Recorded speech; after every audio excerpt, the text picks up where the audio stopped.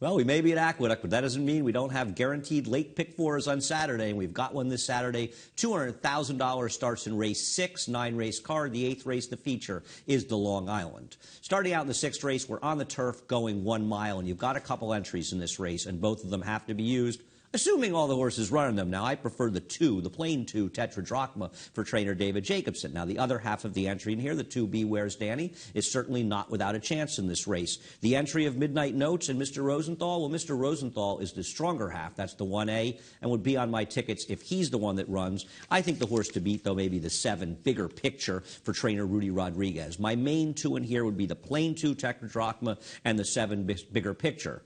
A lot of things could happen with scratches. You could use either half of the entry, depending on how deep you want to go. Maybe you want the 5 McElroy.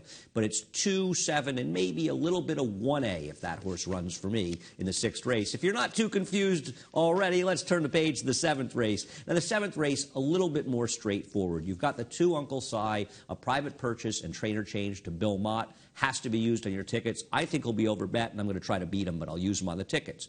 The obvious horse besides Uncle Si is the 3 Send It In off a big win for Todd Pletcher. He is the logical horse. You must use him, the 2 and 3. The wise guy horse for me is the 11, Repent Twice. I think this horse, assuming this race holds together, will get the pace he needs to run into, and I think John Parasella coming back off a little bit of a freshening with this horse, he may have him ready to roll. I went 11, 3, 2. Use all of them, 2, 3, 11 in race number 7.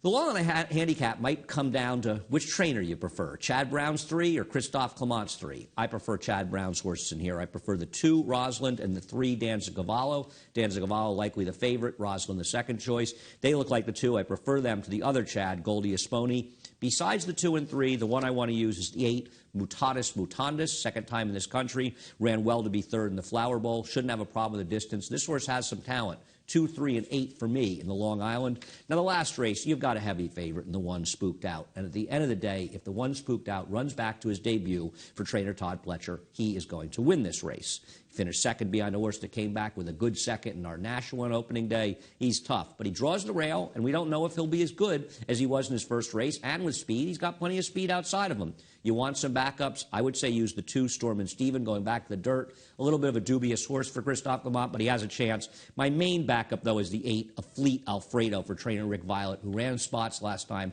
and ultimately was taken too far back off a slow pace. More pace in here might work out well for him. 1, 8, 2 look like the play for me. Maybe you want to use others for protection, but Spooked Out's going to be tough. We've got $200,000 guaranteed in that late pick 4 on Saturday here at Aqueduct.